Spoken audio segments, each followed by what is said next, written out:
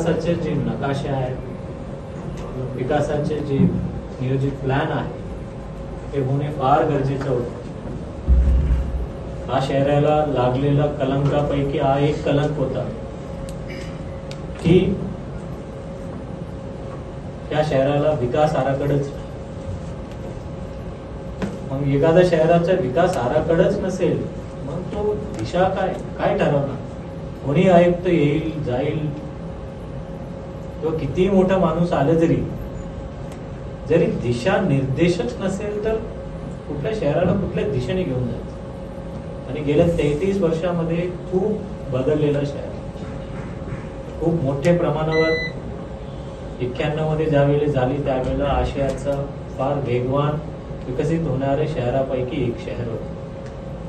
परंतु आज 33 वर्षामध्ये शहराचा जे बकाल अवस्था होण्यामध्ये विकास आराखडा वेळेवर न होणे याचा फार फार मोठा गुन्हेगार काय असेल तर हा गुन्हा आहे.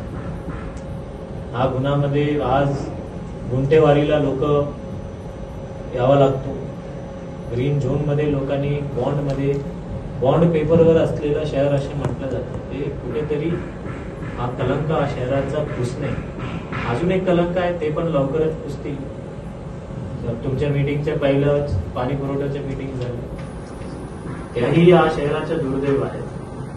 आणि त्याला एखादा कहाणी लिहावा, त्या कहाणीमध्ये हिरो पण आहे, विलन पण आहे आणि त्याला पाठलाग पण आहे, जासूसी पण आहे. तुम्ही म्हटलं आम्ही सुरक्षा पुरवतो. सुरक्षा तुम्हाला ना पुरवतो ना तुम्हाला पुरवतो. तुम्हाला पुरवण्याची वेळ का आली त्यावेळेला कधी या संदर्भात इतिहास लिहिला जाईल तर त्यावेळेला लिहा. परंतु कितीही अडकाटी अडकाटी आज काही संपलेलं नाहीये. अजूनही काही लोक गैरमार्गाने इनडायरेक्टली मुकुटा घालून बुरके घालून त्या बुरकेच्या पाठीमागे दुसरेच चेहरा आहे. ज्याची चेहरा असायला पाहिजे तो समोर येतच. त्याचा काय इंटरेस्ट आहे हे देवाला जाणे. परंतु एवढा कठोर याच्यामध्ये आपण काही लोकांना धमक्या देणे, आम्ही हे करतो तो करतो, ईडी कडे तक्रार करतो.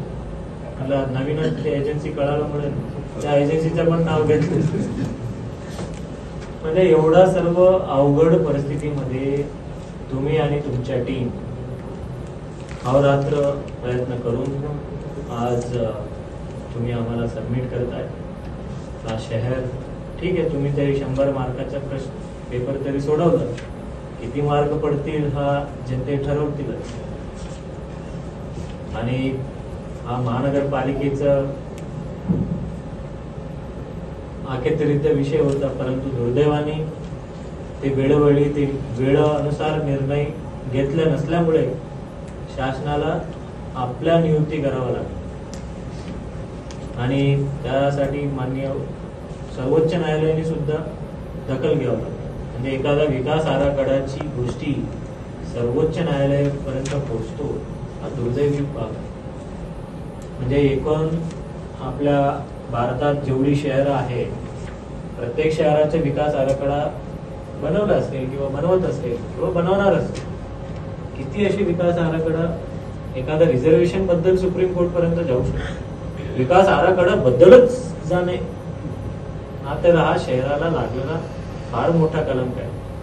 कदाचित आजपासून ते कलंक पुसतील आणि या शहराला, या छत्रपती संभाजीनगर शहराला एक नवीन यांची नियुक्ती अधिकारी म्हणून केलेली आहे. नियुक्त अधिकारी या नात्यानं मी डीपी युनिट कडून कलम 25 खाली तयार केलेल्या कामाचे नकाशे आणि अवेलेबल झालेले डॉक्युमेंट हे विचारात घेऊन महानगरपालिकेने नेमणूक केलेल्या खासगी संस्थेच्या मदतीने GIS पद्धतीने 2000 छत्रपती संभाजीनगर प्रारूप विकास योजना 2022 ते 2042 पर्यंतची मी आणि माझे सर्व सहकारी टीम सातारा मोरे टीपी मंगेश गावकर महेंद्र यांनी खरोखर म्हणजे दिवस रात्र एजन्सीच्या मदतीने काम करून हे काम पूर्णत्वास नेलेलं आहे.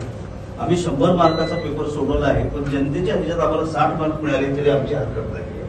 आणि त्यासाठी आपण सर्वांनी डीपी हा प्रोसिजर जनतेला आपल्या तऱ्हेने समजून द्यावं की हा प्रारूप विकास होता, कधी सूचनांसाठी प्रसिद्ध झालेला आहे. याच्यात आपल्याला काही हरकत सूचना असेल तर ती उपसंचालक नगररचना महानगरपालिका यांच्या कार्यालयात नियुक्त अधिकाऱ्यांच्या नावे जमा करायच्या आणि त्याचा प्लॅनिंग कमिटी मार्फत विचार होऊन योग्य ती कार्यवाही केली जाईल. अशा पद्धतीने आपण जर सुचवलं तर त्यातले काही आक्षेप तिथल्या तिथं कमी होतील किंवा होत कमी.